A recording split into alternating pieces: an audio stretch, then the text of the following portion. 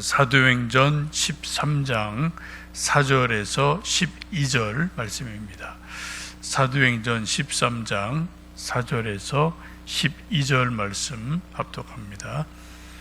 두 사람이 성령의 보내심을 받아 실루기아에 내려가 거기서 배 타고 그브로에 가서 살라미에 이르러 하나님의 말씀을 유대인의 여러 회당에서 전할세 요한을 수행원으로 두었더라. 온 섬 가운데로 지나서 바보에 이르러 바 예수라 하는 유대인 거짓 선지자인 예수자를 만나니 그가 총독 서기오 바울과 함께 있으니 서기오 바울은 지혜 있는 사람이라. 바나바와 사울을 불러 하나님의 말씀을 듣고자 하더라. 이 마술사 일루마는 이 이름을 번역하면 마술사라.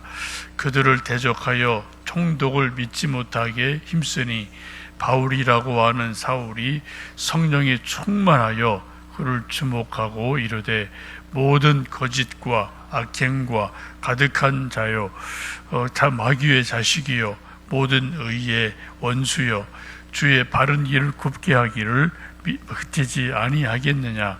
보라 이제 주의 손이 내 위에 있으니 내가 맹인이 되어 얼마 동안 해를 보지 못하리라 하니 즉시 안개와 어둠이 귀를 덮어 인도할 사람을 두루 구하는지라. 이에 총독이 그렇게 된 것을 보고 믿으며 주의 가르치심을 놀랍게 여기니라. 아멘. 어제 말씀에 이어서 이제 바나바와 바울이 첫 선교사로 파송되는 것을 보게 됩니다. 어제 13장 1절, 2절, 3절 말씀은 안디옥 교회가 예배를 드리고 금식할 때, 기도할 때 하나님의 성령께서 바나바와 바울을 선교사로 보내라 이런 말씀을 감동을 주셔서 선교사로 파송을 합니다. 이 선교사 파송을 보면 두 가지 내용이 있죠. 하나는 형식적으로 안디옥 교회에 파송을 받아요. 근데 내용적으로는 성령님의 감화 감동을 받습니다. 우리가 늘 하나님의 일할 때 생각할 것은 형식과 내용 이 두 가지가 다 중요하다는 겁니다.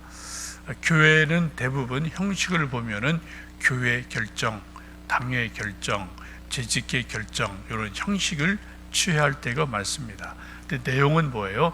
하나님이 하신다, 성령님이 하신다 그런 내용을 가지고 있습니다.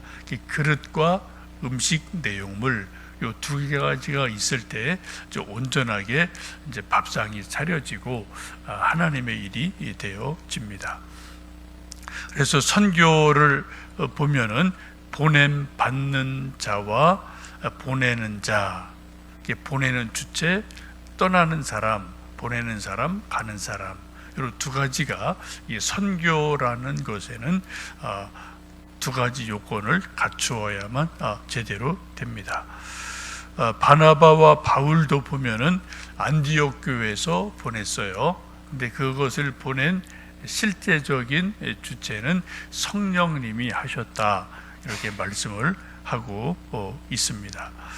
이것을 이제 우리가 잘 생각을 하셔야지 좋은 이제 선교 모델을 볼 수가 있습니다. 첫 선교지는 이제 구브로 섬으로 가게 되죠. 키프로스인데 아주 아름다운 곳이어서 요즘도 별장이 많은 곳으로 알려져 있죠. 중요한 것은 이 구브로 키프로스로 가게 되는데 이곳은 바나바의 고향이라는 겁니다. 지금 선교사로 보냄받은 사람이 바나바, 바울이에요. 다른 데가 아니라 요 중요한 바나바라는 사람의 고향으로 선교를 떠나게 됩니다. 사도행전 4장에 보시면은 바나바를 소개할 때 구브로 출신이다, 레위인이다, 이름이 요한인데 바나바다 이렇게 몇 가지를 소개를 하지 않습니까? 왜 여러분 하나님께서 바나바와 바울을 첫 기독교 역사상 공식적인 첫 선교사가 파송이 되는 건데 왜 바나바 고향으로 갔을까요? 하나님 왜 그렇게 하셨을까요? 이 두 가지가 생각할 수 있겠죠. 하나는 애향심입니다. 누구든지 사람은 자기 고향을 사랑하고 그리워하는 마음이 있어요. 우리 한국에도 가끔 간증하는 분들 보시면 시골에서 찢어지게 가난하게 어린 시절을 살다가 뭐 학교도 못 가고 뭐 소치고 농사 짓고 하다가 어떻게 이제 교회가 생겨서 교회 가서 예배를 드리다가 성경 말씀 읽다가 또 기도하다 부흥에 가서 큰 은혜를 받아서 이제 공부해야지 이제 그런 도전을 받아서 공부를 하고 또 이제 서울로 뭐 믿음으로 기도 가운데 떠나서 또 크게 사업에 성공을 하든 뭐 큰 이런저런 일을 해서 돈을 벌게 되면 그런 분들 중에 많은 분이 뭘 생각하나요?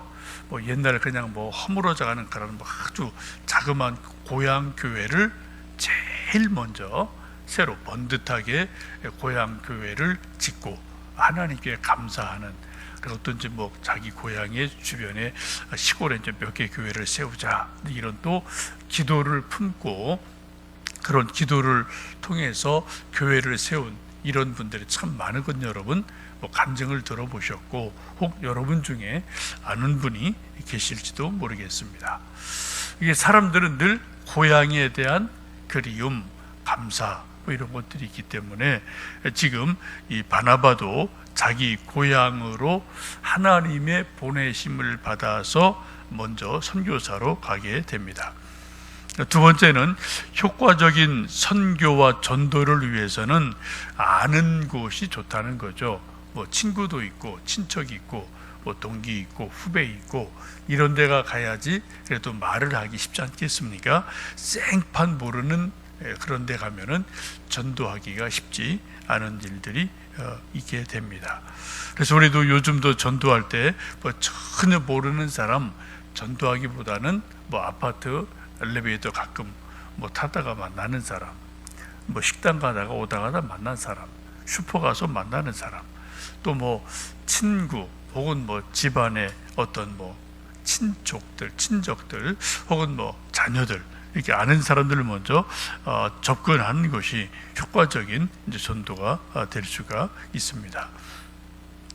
사도 바울과 바나바의 선교를 보면 몇 가지 원칙, 나름대로 원리가 있어요. 첫 번째는 도시를 간다는 겁니다. 사람이 많은 곳에 가야지 전도하기가 쉬운 거죠. 뭐 이렇게 농촌을 버리는 게 아니라 일단 전략적으로 효과적으로 전도하려고 도시를 간다. 이게 아주 중요한 거고요. 두 번째는 유대인 회당을 먼저 찾아갑니다. 있으면 먼저 가요. 왜요? 그래도 같은 유대인이고 또 이제 하나님 믿는 믿음의 뿌리가 비슷한 게 있으니까 예수님 복음 전할 때 좀 그래도 전하기 쉬운 발판이 되게 되죠. 세 번째는 5절에 오늘 본문에도 있는 것처럼 요한을 수행원으로 두었다라는 말씀처럼 누군가를 늘 이렇게 사람을 데리고 갈 때가 있습니다. 이 마가라는 사람은 이제 마가 다락방의 주인공이죠. 또 바나바의 조카입니다. 그래서 이 바울과 바나바가 선교를 할 때 보면은 꼭 누군가를 데리고 갑니다. 뭐 쉽게 말하면 수종자인데 수행원인데 뭐 심부름꾼, 뭐 조수, 비서 뭐 이렇게 말을 해도 되겠죠. 여러분 왜 바울과 바나바가 꼭 선교를 갈 때 수행원, 비서, 조수를 왜 데리고 갈까요? 되게 이제 젊은이들이죠. 그것은 뭐 일단은 뭐 잔심부름도 좀 시키고 무거운 짐 있으면 대신 좀 지고 또 뭐 기록할 거 있으면 기록도 하고 또 이러한 역할도 하게 됩니다. 근데 더 중요한 것은 그런 것보다 뭐예요? 바울과 바나바가 선교하는 것을 잘 보고 배워라. 그런 견습생의 의미가 더 강합니다. 소위 이제 멘토링이라는 것을 하게 되는 거죠. 여러분 사도행전을 계속 보시면 이 바울이 계속 누군가를 데리고 가요. 오늘은 이 본문에서는 이제 마가, 그 다음에 보면은 뭐 누가, 또 뭐 디모데, 실라, 뭐 이런 사람을 계속 데리고 다니는 것이 성경에 나타나죠. 이 사람들은 단순하게 무거운 짐을 들어주는 사람일 뿐 아니라 더 중요한 것은 바나바와 바울이 전도하는 것, 선교하는 것을 옆에서 다 지켜본다는 거예요. 아, 저렇게 하는 거구나. 아, 전도 저렇게 하는 거구나. 아, 사람들 저렇게 대해야 되는구나. 이런 것들을 잘 보고 듣고, 때로는 뭐 장점, 단점 이런 것들을 보고 배우게 됩니다. 나중에 이 사람들이 이제 바울이 떠나고 나서 디모데를 에베소 교회 담임으로 보내고, 또 이제 뭐 디도 같은 사람을 또 이제 어디 또 보내고, 이런 일들이 이런 과정을 통해서 일어나게 됩니다. 그런데 이제 오늘 본문에 보시면 이제 마가라는 사람을 데리고 갔는데 중간에 힘이 들었던지 이제 좀 중간에 그만두고 떠나는 바람에 나중에 바나바와 바울이 다투는 일이 되는 갈등의 소지가 되어집니다. 요즘도 우리가 교회에서 믿음 생활을 하다 보면 또 선교 단체 특별히 어떤 선교 훈련을 받게 되면은 이제 선배, 간사, 목사 이런 사람들이 지도자가 되고 멘토가 되고, 또 이제 뭐 대학생, 새로운 사람, 청년 이런 사람들 이제 멘티라고 하죠. 훈련 받는 사람이 돼서 먼저 여러 가지 뭐 제자 훈련을 받든 성경 공부를 하든 또 단기 선교 갈 때 같이 가서 직접 보고 듣고 땀 흘리고 경험하고 수련회를 같이 또 해보고, 이런 걸 통해서 소위 이제 멘토링이라는 것을 경험을 하고 이제 선배의 중요한 것을 배워가게 됩니다. 여러분도 지금까지 믿음 생활을 쭉 하신 것 보면 여러분 믿음 생활에 뭐 이런 저런 긍정적인 영향을 준 선배, 목회자 여러분 누군가 꼭 있으실 거예요. 그걸 꼭 기억하시고 좀 잘 그것을 계속 배우시고 이어가시면 좋겠고요. 이제 반대로 여러분이 누군가를 의도적으로 조금 의식적으로 저 청년, 저 젊은 김 집사, 젊은 저 박 집사 내가 좀 신앙적으로 좋은 영향을 줘야지 해서 여러분이 뭐 좀 성경 공부를 하든 훈련을 하든 뭐 아니면은 이렇게 관심 갖고 이렇게 좀 돌봐주든 이런 것들이 나름대로 교회마다 필요하게 되죠. 이제 그래서 지금 바울과 바나바가 마가를 데리고 갔다. 첫 번째는 실패를 해요. 이 마가가 이제 감당을 못하는 일이 일어나게 되죠. 쭉 전도를 하다가 이제 이 도시 저 도시 전도하다가 총독이 있는 이제 도시로 가게 됩니다. 거기 가봤더니 엘루마라는 마술사가 있어서 이 사람이 대단한 마술을 해서 많은 사람들 마음을 잡고 총독의 마음을 잡고 있는 사람이죠.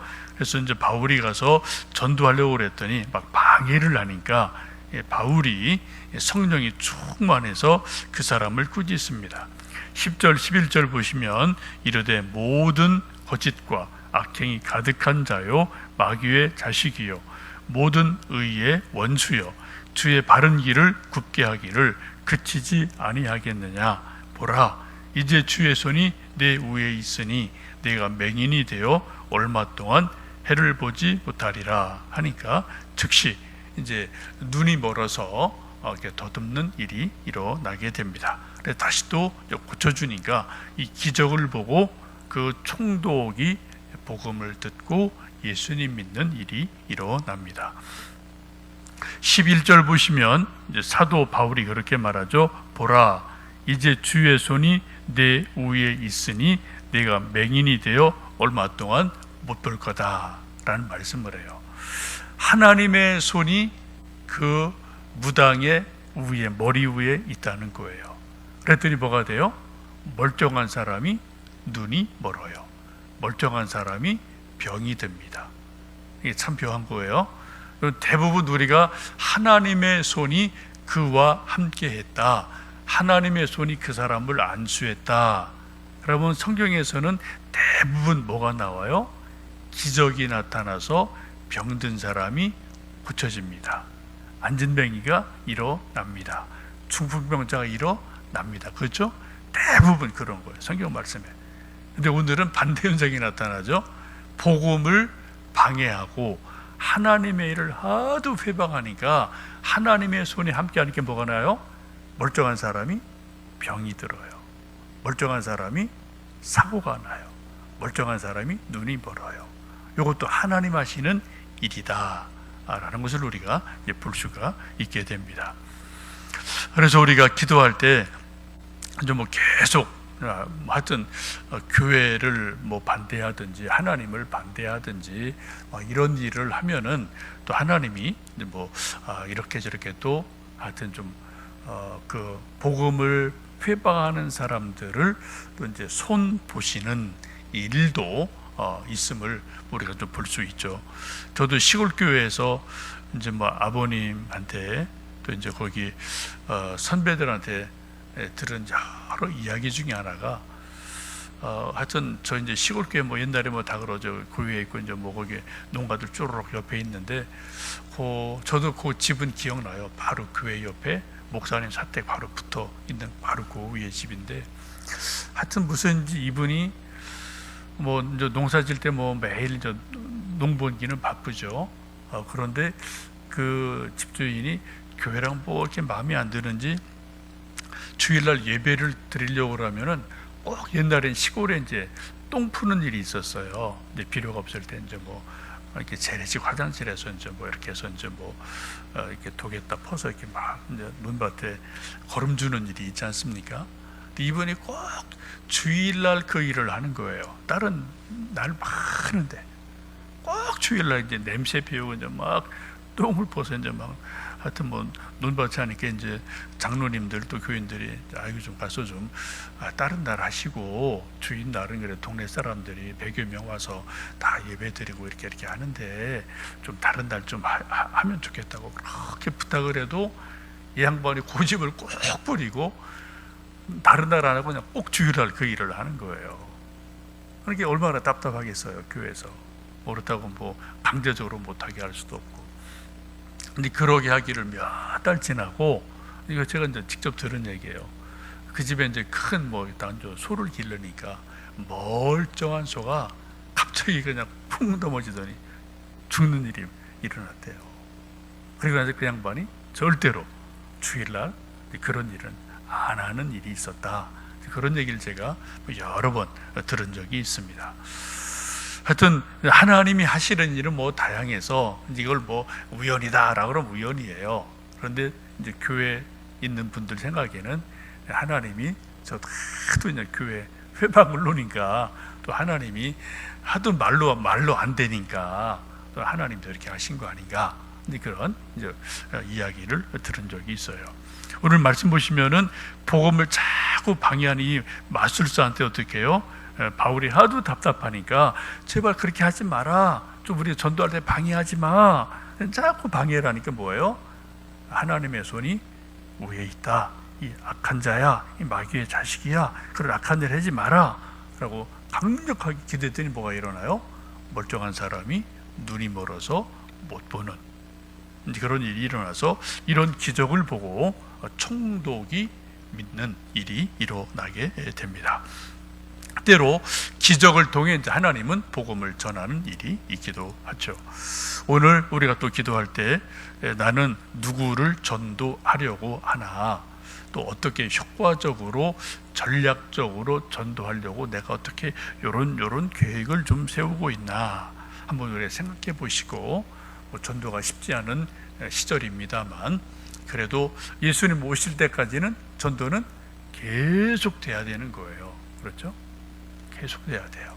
근데 좀 여기 몇 가지 고향에 아는 사람들에게 도시를 또 유대인 회당에 또 어떻게 이러이러한 접근을 통해서 효과적으로 전략적으로 전도하는 모습을 보고 우리도 좀 그런 지혜를 얻으면 좋겠습니다. 함께 기도하겠습니다.